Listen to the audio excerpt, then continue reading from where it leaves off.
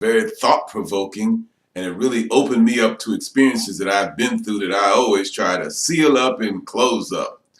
Our topic this week: when you change the way you look at things, the things you look at change. Staying current, staying focused, and staying successful. I asked myself yesterday, I said, what's another example or illustration of changing the way you look at things so that things can change? And what came to me is the way we see ourselves and our lives in America. Then the second thing that came to me is the three categories of people that are residents of America. One is the people who are natives of the Americas. Natives of the Americas, commonly called Indians, commonly called Native Americans. The natives of the Americas are the indigenous people to the land that is now called America. That's number one. The second group is Americans. Americans are people who have ultimate power, ultimate control, and who can truncate any group of people should the desires of other people go in contradiction or strong opposition to the desires of the Americans. And so that becomes category two. Those are the people who dominate the economics, dominate the military, dominate the politics, and dominate the law, and dominate law enforcement, dominate what is defined as education. Those are Americans. American nationals are people who have all the rights and privileges of Americans and have the capacity to exercise all of those rights, all of those privileges, all of that capacity, provided that it does not go in opposition to the strong opposing forces and desires and will of Americans. So the American nationals then will get truncated by the Americans if they go in strong opposition to a large amount or a large number of Americans. That helps us distinguish who we are, where we are, and how we are. And it helps us to not see ourselves in a distorted perception so that we feel we have something when in fact we do not. Because when you can get truncated, when you can get dominated, when you can get opposed and you have no recourse, then you are the nationals.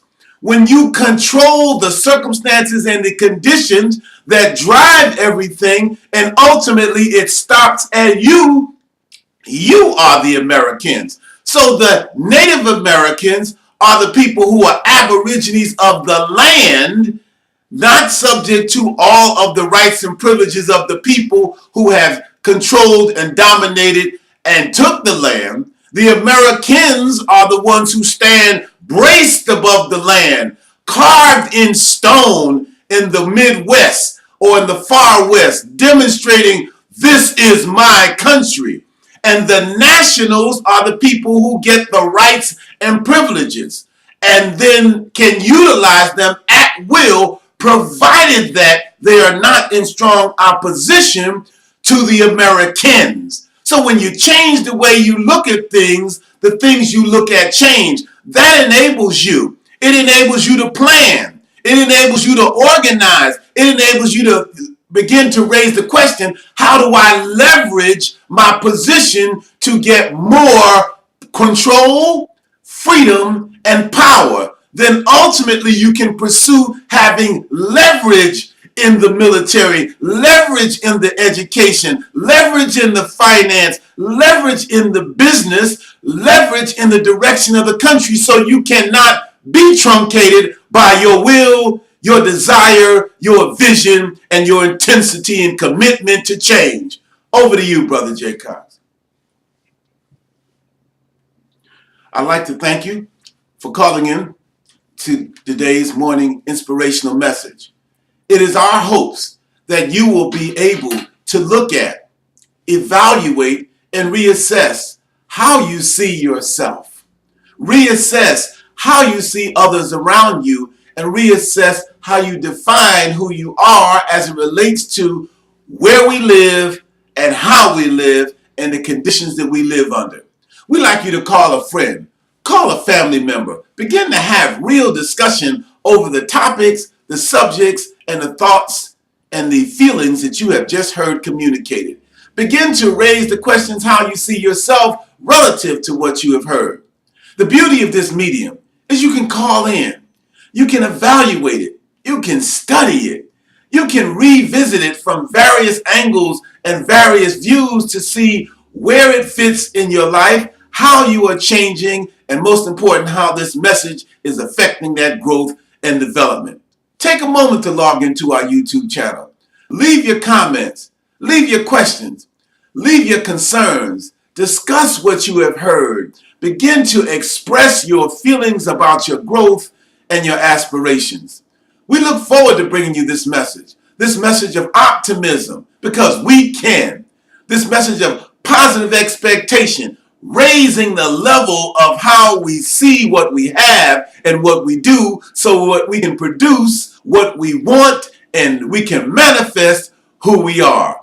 Growth and expansion, growth and prosperity, growth and development becomes a byproduct of that renewed spirit, that renewed optimism, and that new vision about who we are and what we're doing.